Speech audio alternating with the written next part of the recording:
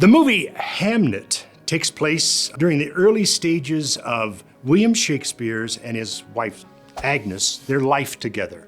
We see them through courtship, we see them building a family, we see Shakespeare trying to become this writer. It also takes place in the late 1500s, and so it's a time that's difficult. Day-to-day life is this sort of dirt-encrusted struggle. It's also a time of plague, and they lose their son Hamnet to that very plague. The movie wonders how much of all this misery and grief, what kind of impact did that have on Shakespeare's creation of his great masterpiece, Hamlet? And the brilliance of this film is that it looks at everything through Agnes's perspective. Content-wise, it has a sensual moment, some alcohol drinking, and an odd mysticism in the mix, and of course, dealing with the death of a child.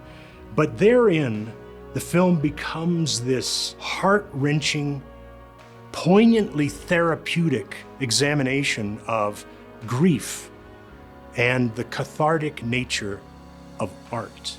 In the Ballad of Wallis Island, eccentric millionaire Charles invites his favorite folk duo band onto his secluded island, Wallis Island. And while they are there, there's a little bit of tension because not only is Charles a bit socially inept, but this band hasn't seen each other in many years. They've moved on with their lives, they're doing their own thing. And now Charles, through offering them this large amount of money to perform on his island, he's bringing this ex-couple back together to have to deal with their relationship issues. Now that obviously creates plenty of laughs. This is ultimately a comedy. It's a British comedy that's rated PG-13. But for as much as it is a comedy, it has these really heartfelt moments about loss and really clinging to the past and refusing to let go, and how we manage that, how we ultimately choose to let go of those things of the past and move on and grow. And so that's why, despite a few discordant notes in the movie, we really think that it has a strong nomination for our adult category. The movie Rental Family focuses on an American named Philip, who is played by Brendan Fraser, who lives in Japan.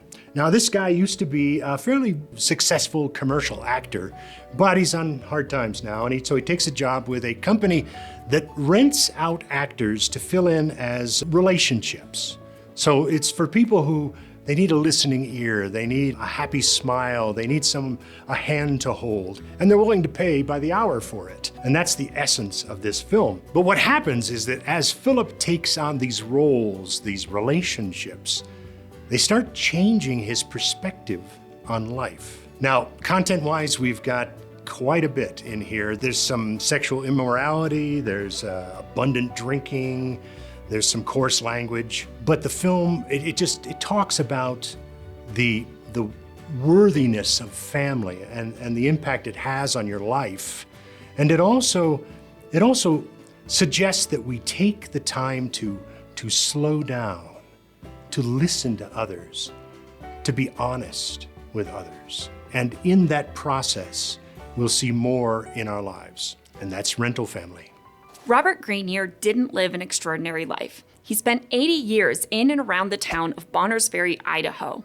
He never saw the ocean, and he never owned a TV set, but he had a family and he had a home. He was a logger, so he spent seasons cutting down trees in order to build bridges and railroads. He also saw a lot of death in that career. Men would die from logging accidents. Some were killed for the color of their skin. And when a wildfire tore through the forest where he made his home, his wife and daughter disappeared, never to be seen again. But through all of these things, as seasons and friends come and go, Robert learns to find the beauty in life. Train Dreams is rated PG-13. There's some minor sexual content as well as a few swear words.